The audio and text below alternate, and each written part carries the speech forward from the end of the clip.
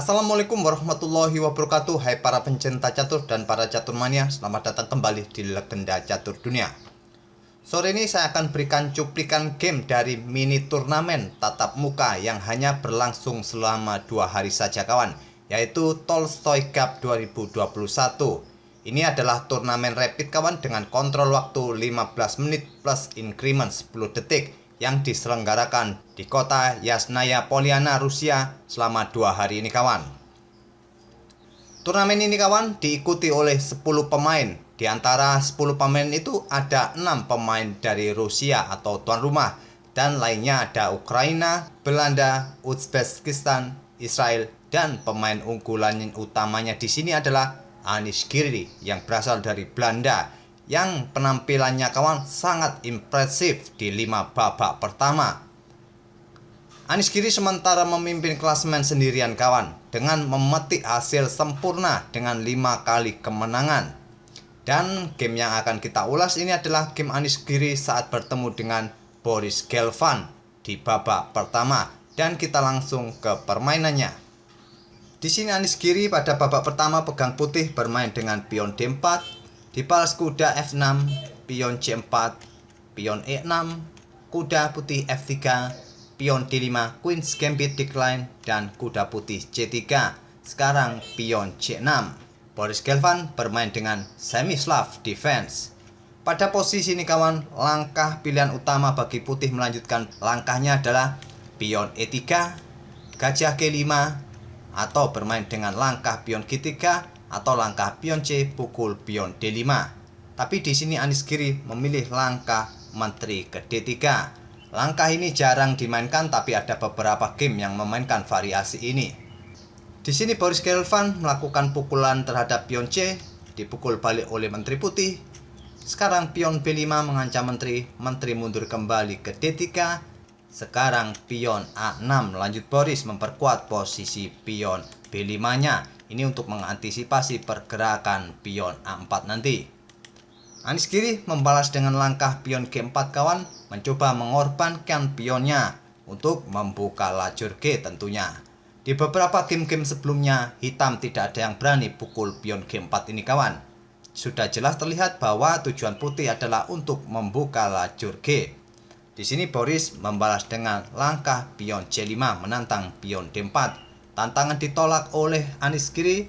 Dia terlebih dahulu mendorong pion G5 mengancam kuda. Kuda hitam lompat ke D5 menantang pertukaran kuda. Barulah di sini pion D pukul pion C5 oleh Anish Giri. Dan terakhir kali langkah-langkah seperti ini dimainkan tahun 2020 di kejuaraan catur di Armenia, di mana hitam saat itu membalas dengan langkah gajah pukul pion dan permainan berakhir remis. Tapi di sini Boris Gelfand bermain dengan langkah pengembangan gajah B7. Sekarang Anish Giri pukul kuda hitam, dipukul balik menggunakan menteri dan menantang pertukaran menteri.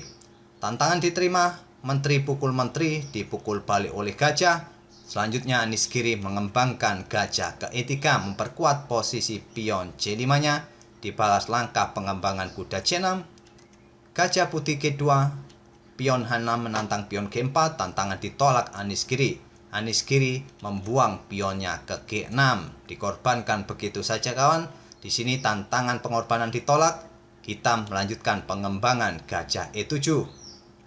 Anish Giri melanjutkan dengan pion A4 untuk mencoba membuka lajur A kawan. Di sini tantangan diterima, pion A pukul pion A4, dipukul balik oleh beteng putih. Selanjutnya pion F pukul pion G6. Akhirnya pengorbanan pion putih di lajur G diterima oleh hitam, dibalas Anish Giri langkah rokade pendek. Hitam melanjutkan dengan langkah gajah F6 menunda untuk rokade, mengincar pion B2. Tapi pion tidak coba di backup kawan. Anish Giri membuat ancamannya sendiri terhadap pion A6. Pion didorong ke A5. Gajah putih bergerak ke D4 menantang pertukaran gajah gelap. Dan di sini tantangan ditolak oleh Boris. Apabila tantangan diterima oleh hitam kawan, gajah pukul gajah akan dipukul balik oleh kuda putih. Jika dipukul balik oleh kuda hitam, beteng akan pukul balik, dan jika terjadi pertukaran gajah petak terang, selanjutnya akan dipukul balik oleh raja putih. Dan coba lihat, putih dalam posisi yang lebih baik daripada hitam. Putih sudah mempunyai satu beteng yang sudah terlihat aktif. Pada posisi ini Boris Gelfand menolak pertukaran gajah gelap. Dia bermain dengan langkah raja ke E7, tidak melakukan rokade lagi. Aniskiri melanjutkan dengan pion E4 mengancam gajah atau mengorbankan pionnya kawan. Tapi ini bukan langkah pengorbanan yang percuma. Karena bila gajah hitam ini ambil pion E4 ini, selanjutnya adalah gajah pukul gajah skak. Dan gajah hitam ini akan tewas oleh beteng. Jadi pada posisi ini Boris Gelfand bermain dengan langkah gajah ke B3 menyerang beteng. Dibalas Aniskiri dengan pion E5 untuk memberikan ancaman bagi gajah gelap hitam. Gajah gelap hitam ini bisa saja kawan bergerak ke petak G5. Selanjutnya Aniskiri akan bermain dengan beteng ke A3.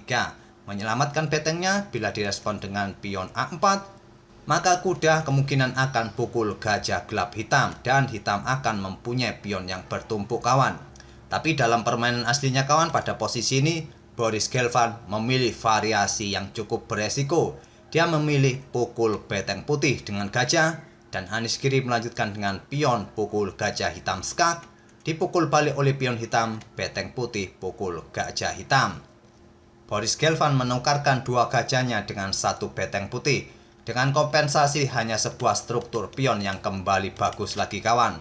Dan sekarang hitam mempunyai pion-pion yang masif di sayap raja. Tapi dia kalah satu perwira di sini. Permainan berlanjut, hitam atau Boris Gelfand menggeser beteng A bergeser ke B8 mengincar pion yang ada di petak B2.